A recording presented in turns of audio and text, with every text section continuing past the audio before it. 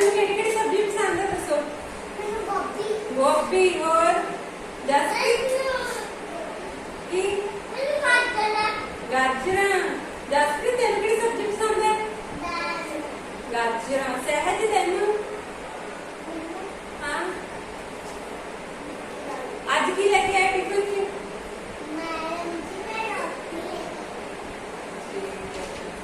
शिवजोत की लगे आज टिफिन से आलू